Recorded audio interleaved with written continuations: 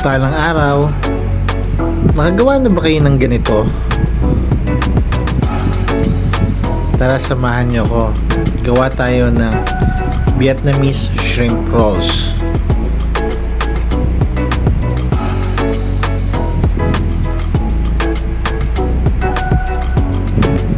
Ito mga ingredients. Meron tayong romaine lettuce, carrots and cucumber na julienne,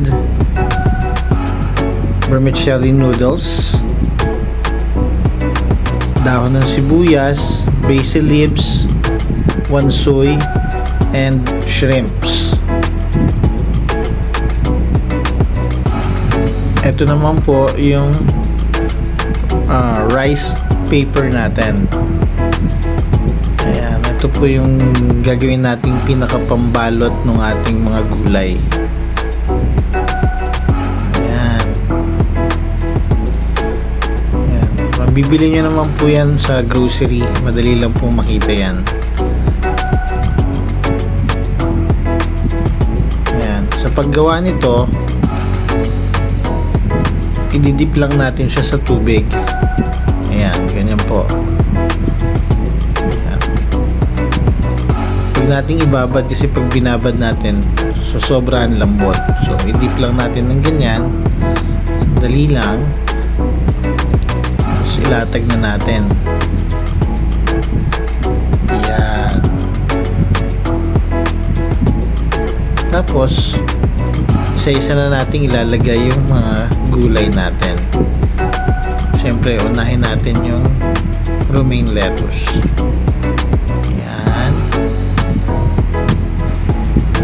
Susunod naman natin yung ating vermicelli noodles or yung sotanghon.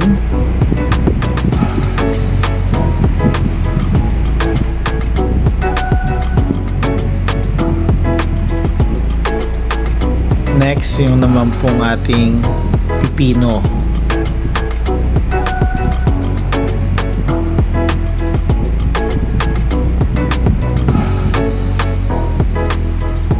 Lalagyan din natin ng carrots.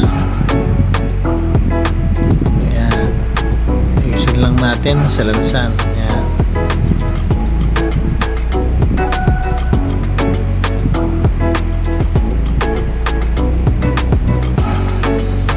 Tapos yung ating basil. Ayan, lagyan natin ng 2 dahon. Siyempre ang wansoy o ang ating coriander. Dahon ng sibuyas. Ayan, tapos dahan-dahan na po natin siyang i-roll. Oops, isang beses muna, isang ikot, tapos ilalagay natin yung shrimp dyan sa unahan.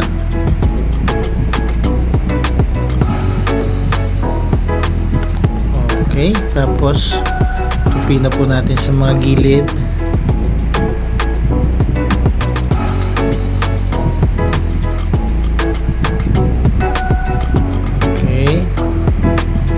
Lagyan natin ng dahon ng sibuyas, tapos i-roll na natin siya ulit.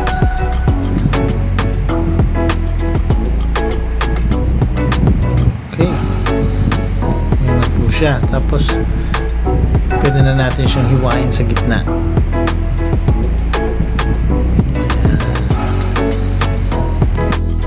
Sa dipping sauce naman po, magtunaw tayo ng peanut butter sa konting tubig, then lagyan natin ng brown sugar. Ayan. Tansyahin nyo na lang po.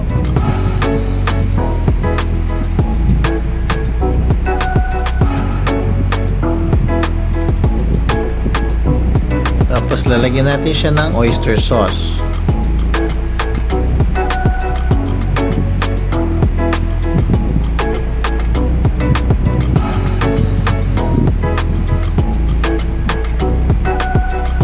Haluin lang natin mabuti.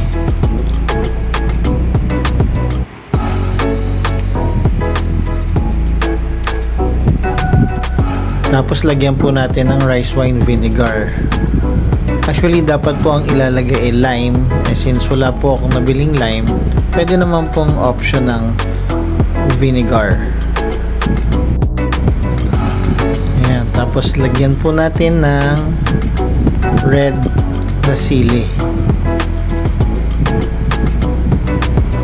Bahala na po kayo kung gaano kaanghang gusto nyo.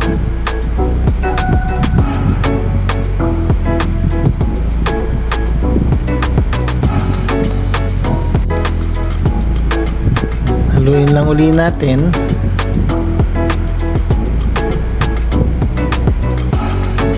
Ayan. Pwede na yan. Ito na po ang ating Vietnamese shrimp rolls.